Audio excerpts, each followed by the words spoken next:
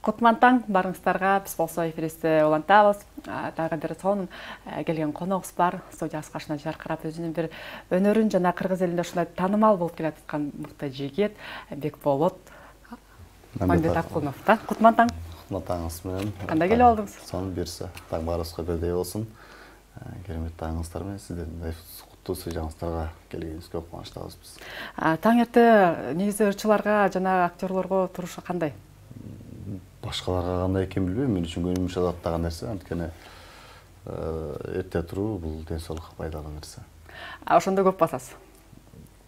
Көп басам деп айта албайм, анткени көбүнчөсү унаа менен жүргөнгө айта албайм. Сизди деген көбүнчө деген теледен көрүп калабыз. Кинодон көрүп калабыз. Театрда ушундай бир өзүнчө бир образ жаратканын көрүп калабыз. Бунун максаты эмне?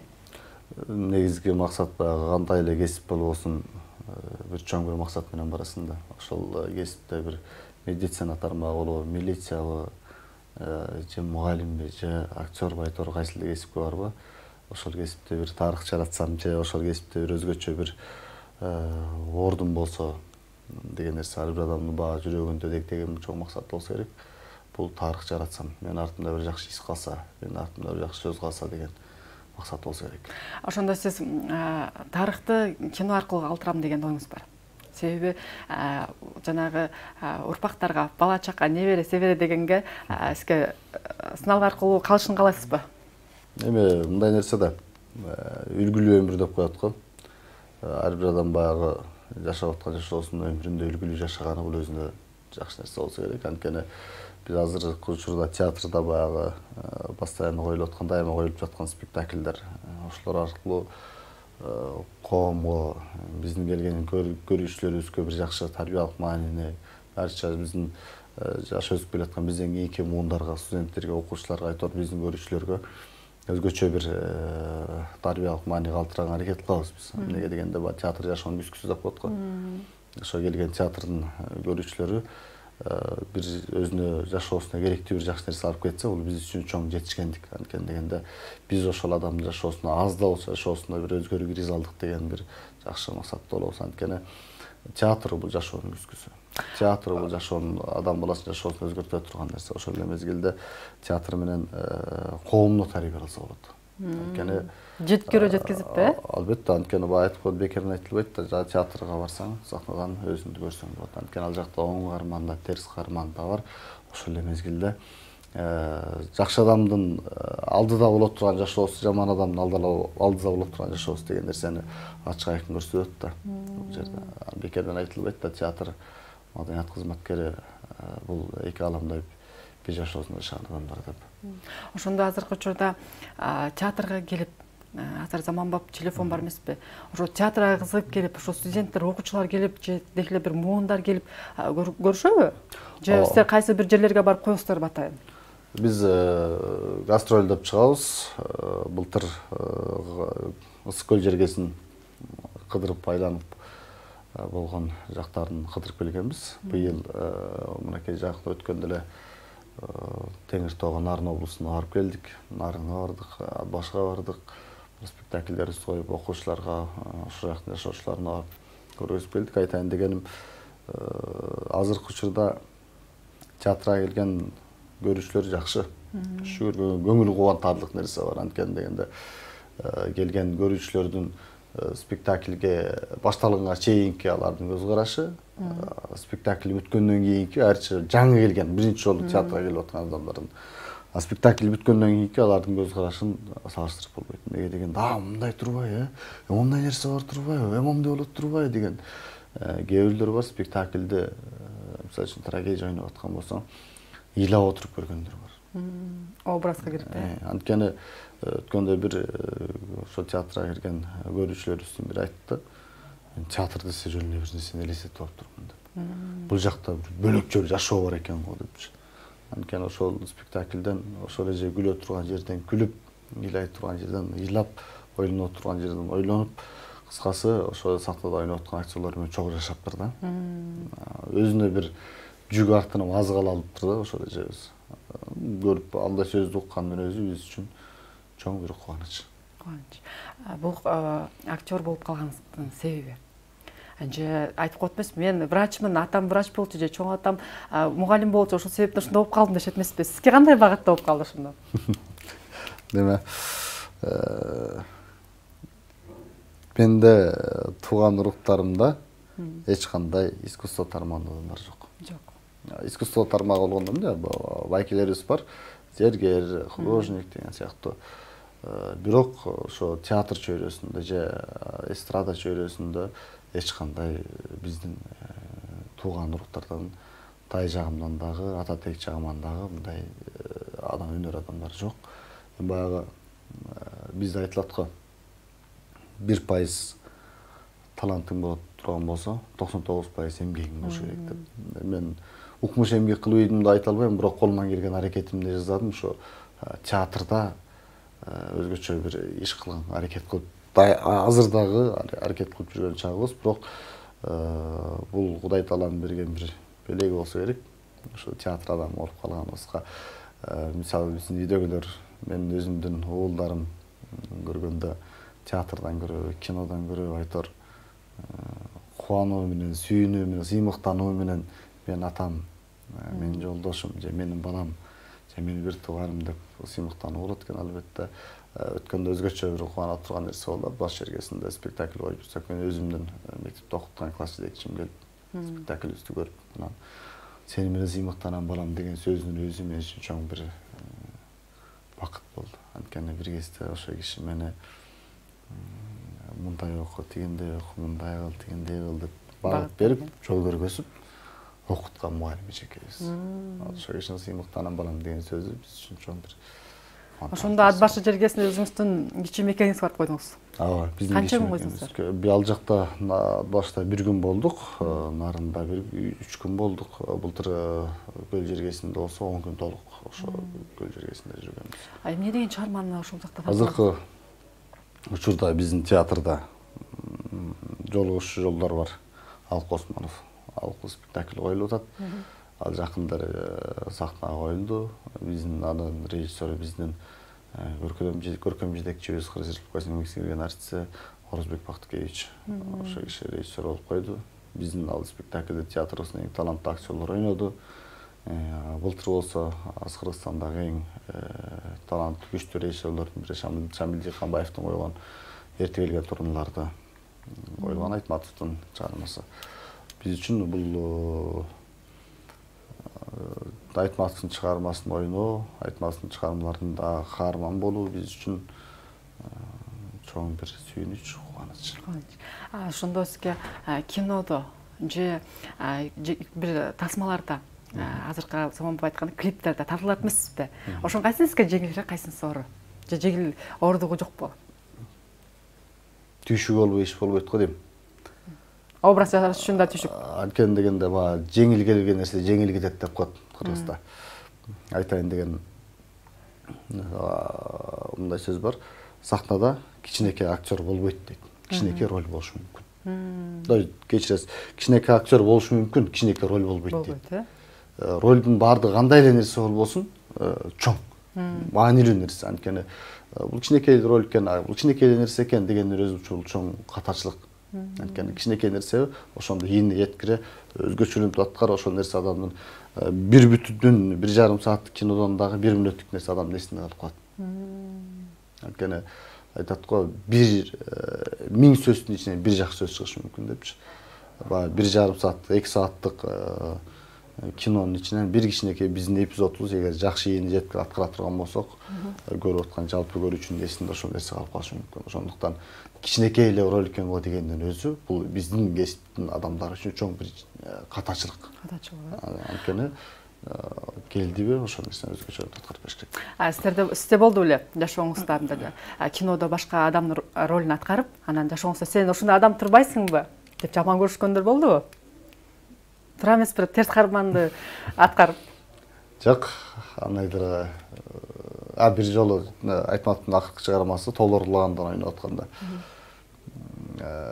Ошону бир спектакльди көрүптүр, андан кийин дагы бир-эки биздин тасмаларды кинодон көргөн экен. Ошол адам менен күтүүсүз жерден жолдон көрүшүп калдык. Мен аны таанган деле эмесмин. Ошол как раз ошо мезгилде дагы бир спектакльге даярданып, сакал өстүрүп, ошентип жүрсөм анан саламатсызбы дейт. Саламатсызбы десем анан сизди дайыма көрбөйм, ушундай эмнеге силерде ушундай багышсыңар анан караңыз сакалдарыңыз дагы эле өспүп. Анан мен эмнетип аткам, мен тигинтип аткам, анан буга даярданып аткам, ар бир адамга отчет бербейсиң да. Саламатсызбы, акырын жылы барып кетип калганбыз. Ар ким ар кандай нерсе көрүшү мүмкүн. Бул тасма болгону. Болгон тасма. Жашоо башка, тасма башка, э? Албетте. Жумуш менен жашоону аралаштырып албаш керек. Жашоо бул 180 градуска бөлөк нерсе, анткени дегенде жашоо бул реалдуу нерсе. Театр да реалдуу нерсе. Бирок ошол экөөнүн азыр мен сахнада келесонун ролун ойноп атам деп үйгө барып келесе боло берген болбойт. Жакшы эмес нерсе да. Мындай айырмалай билүү керек ошол нерсени. Ошондо театрда канча жылдан бери эмгектенесиз? Сүйүп иштеген жумушуңуз экен. Мен бул кесипте чынын айтайын, мен аябай жакшы көрүп, сүйүп, ушул кесипти аркалап келаткан кесибим. Бирок бул кесипти бир да кесипке алмаштырам деген азыр оюмда жок, ойгош мүмкүн эмес. Анткени дегенде 2010-жылы УБСР 5-й атында искусство институтуна окууга тапшырып, аны бүткөн соң Айтылуу Жалал Абад облусунун Барып театрында иштедик бир жыл. Телевидениясында иштедик Жалал Абадтын. Андан соң Бишкек шаарына келип, Чүй театрында азыркы учурда эмгектенип аткан чагыбыз. Анан бул кесипте негизи бир кесипте ошолдон бир айтып коет го, дарак бир жерден көгөрөт деп. Ошол жерден агарып көгөрөйүн, өнөйүн дей турган болсоң, анын капчыгын санаштын кереги жок. Анткени дегенде азыр баягы жашоонун кажети жок, баардык жерде эле айлык жыргатпаган айлык. Биздин театрда деле азыр ушу ыйрат укмуш болуп кеткен айлык жок. Чынын айтканда, мен азыр машинеме май койсом 10 миңге толук жетет турган айлык. Айлыгы мындай экен деп эле кача берсең, каякта жыргал жашоо бар экен. Айтып коет го, биз жок жерде жыргал бар депчи. Ал нерсе калып да биз жок жерде жыргал жок. Баардык жерде бирдей аракет кылыш керек болгону. Театр башка жактан баягы ар кандай иш-чаралар өткөзүү, ар кандай бир аракет кылуу, бул адамга мүмкүнчүлүк көп берилген да. Ошо мүмкүнчүлүктүн бир 10% колдоно турган болсоң, жашоого жакшынакай жете турган нерселер бар. Шуга деш керек. Сиз өзүңүздүн жумушуңузду сүйүп иштегендиктен маянасына деле көңүл бурбайсыз. Анткени жашоонун бир маңызы азыркы учурда тыйын болуп саналып калбады. Мен маянасына чынын айтсам, театрдын айлыгы үчүн деп иштей турган болсом, мен эч акетмейм. Мен театрдын айлыгына эч кандай байланбайм да, багынбайм да. Болгону өзүңүз сүйүп. Мен өзүмдүн жакшы көргөн кесибим, мен сүйгөн кесибим ошон үчүн гана. Театрдын айлыгы менен айтып атам, 10 күндүк машинемдин майына жетет. Мен өзүмдүн үй бүлөмдү бага турган, үй бүлөмө жеткизе турган, кененченен басып, кененченен жашай турган, өзүмдүн башка бир ишкерлик кыла турган иштерим бар ошолор менен. Андан тышкары, э? Андан тышкары. Алгачкы сиздин аткарган чыгармаңыз, алгачкы. Эң алгачкы, эң алгачкы эсимде. Аны унутуш болбойт, э? Мүмкүн эмес го дейм. Мен ал жакта Бостон ролунда ойногом. Мен өзүмдүн устатым Кыргыз Республикасынын эл артисти Эгемер Бекбалиев. Ошондо Бостон ролунда эсимде болуп көрбөгөндөй кыйналганбыз. Анткени бир ролду чыгарыш үчүн ийинде жеткирмейинче агайдын мыжыган, жасаган да. Ал 2012-жыл экен. Ошондо канча жолу дубль кылдыңыз? Жок, ал кино эмес, спектакль койгонбуз ошондо. Бир күн кечке, 2 күн кечке айтор ошол роль чыкканча агайыбыз ошончо майыбызды чыгарган. Ошондо ролдун жеңил жана оор да болобу? Жок. Жеңил нерсе бул болбойт. Жеңил деген нерсе болбойт. Анткени жеңил көрүнөт. Кимге көрүнөт жеңил? Биз сахнада репетиция кылып атсак, например, маселен, сахнада репетиция кылып турган болсок, нар жакта көрүп отургандарга минтип эле койбой, минтип койбой деп коюш мүмкүн. Бирок эч качан жеңил болбойт. Жеңил нерсе жеңил кетет. Ал жеңил деген нерсе мүмкүн эмес нерсе. Ар бир жумуштун өзүнүн түйшүгү бар. Албетте, ар бир жумуштун өзүнүн түйшүгү бар. Бирок биздин жумуш эң бактылуу жумуштардын бири. Неге? Анткени биз президент боло алабыз. Биз министр да боло алабыз, биз депутат да боло алабыз, биз мэр да боло алабыз, биз милиция да боло алабыз, биз медицина кызматкери да боло алабыз. Эмнеге?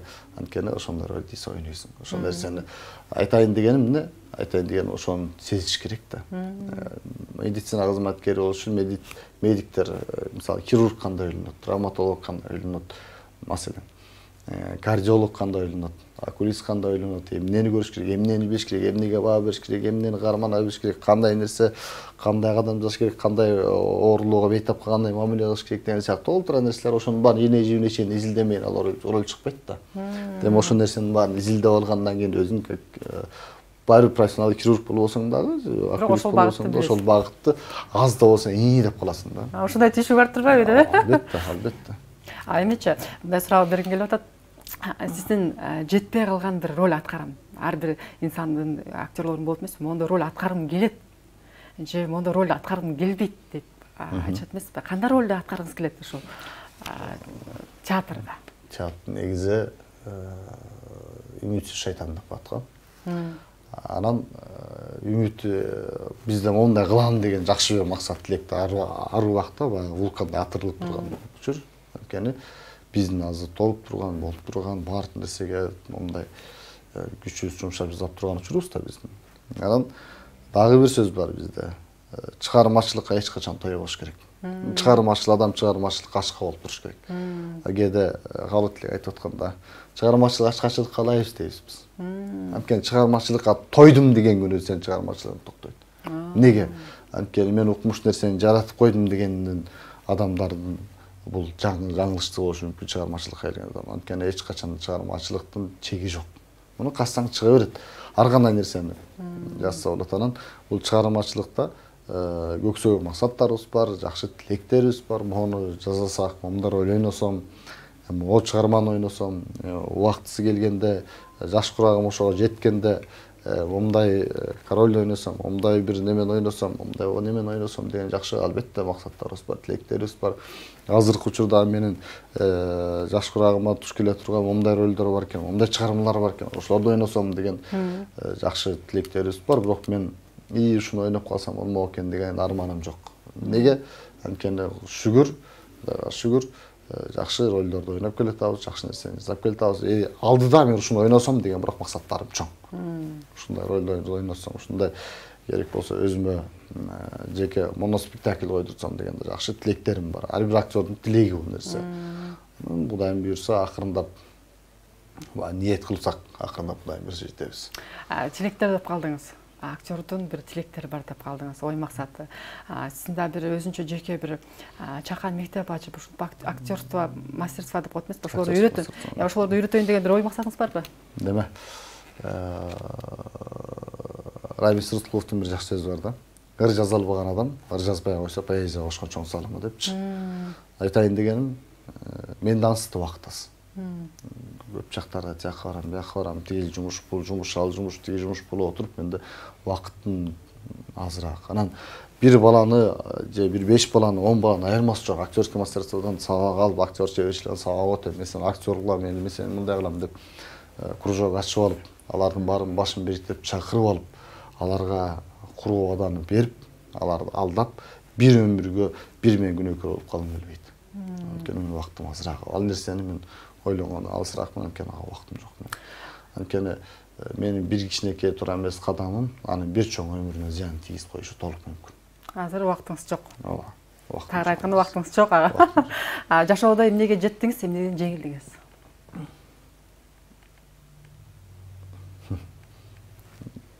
Жакшы эле нерсеге жеттик.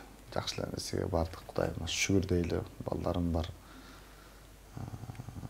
Үй-бүлөм бар. Апа-акем бар. Бир туугандарым бар.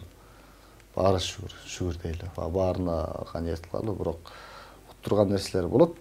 Албетте, өкүнгөн нерселер болот, күйүт кылган нерселер болот.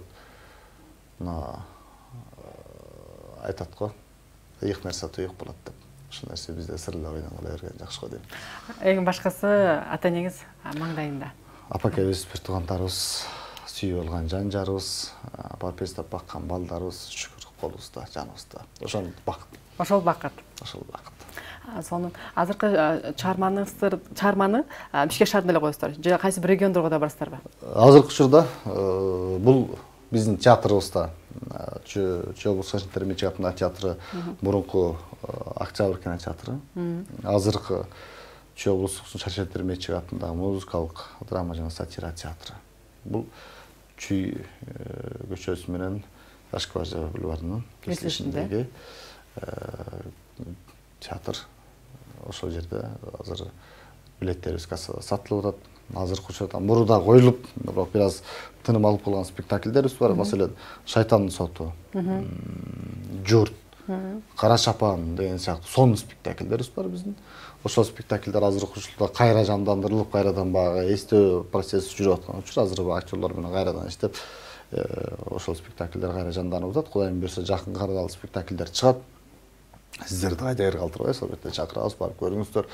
Айтайын дегеним, ошол дагы Шайтандын соту спектаклине аябай жакшы спектакль. Келген адамдардын баардыгы тең 99% өзгөчө бир жүк артынып кетет. Ошол эле Кара чапан спектакли, сонун спектакль. Анда барып көрүңүздөр, суранабыз. Көрүңүздөр, сонун, кайда калбайсыздар. Журт спектакли.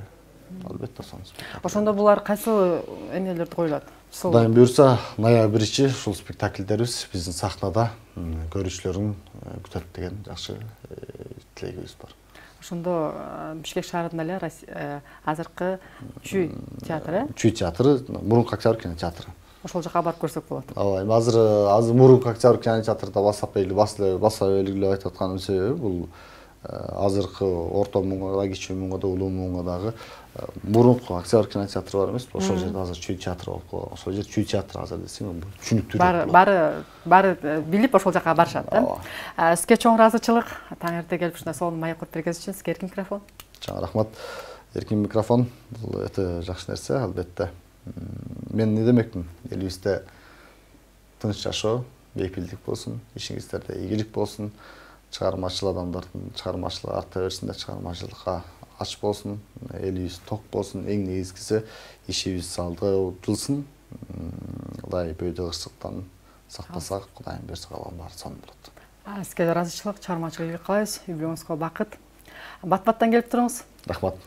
Урматтуу телөрүүчүлөр, биз сиздер менен коштошобуз. Буюрса эртең жолугушабыз. Сиздер менен Самара Манбаева болдум.